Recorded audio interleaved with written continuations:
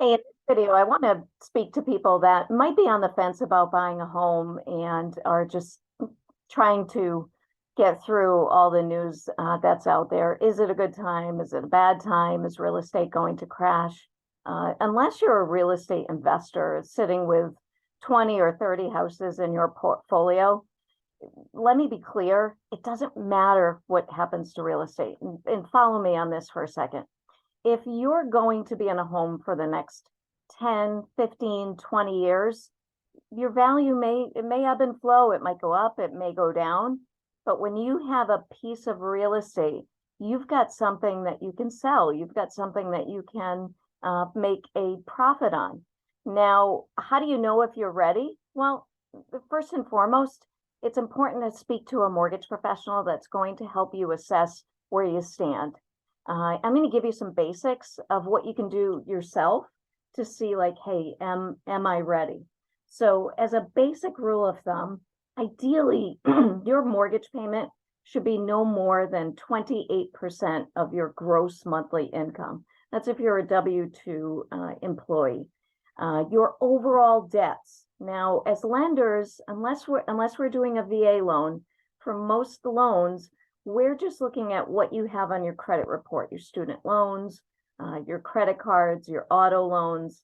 When we take all of those debts, now, if you don't have a payment on a student loan, the quick little hack to do is to use 0.5% of the balance. It's not always what's used, but that's a quick little hack if you're not ready to talk to someone like me.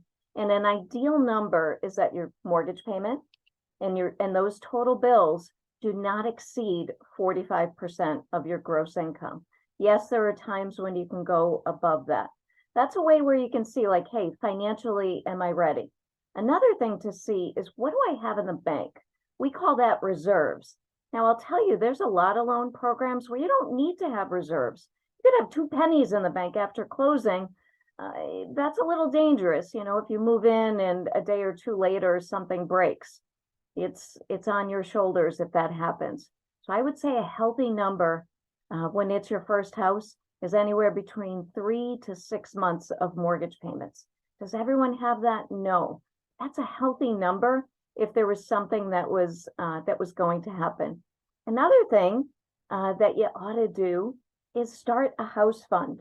If you can save 2 to 4,000 a year for what I like to call the oh crap stuff, you are miles ahead of the average homeowner. So take an assessment. Know what you're spending your money on every month, and can you make some trims and some adjustments? We'd all love to move into that 6 or 7,000 square foot house as our first house, and that's not always the reality.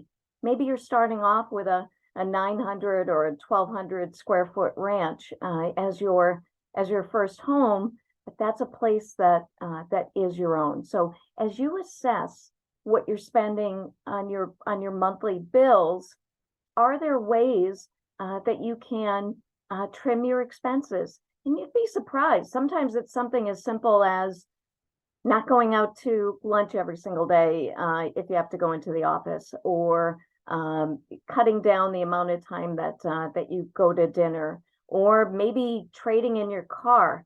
I can't tell you, sometimes I look at people's car payments and I'm like, do you live in that thing? What is that that you're paying $1,200 a month for in a car payment? So knowing your expenses, knowing where you stand can help you to see, hey, am I ready? The other thing is really taking a hard look at your credit. What do you owe on your credit?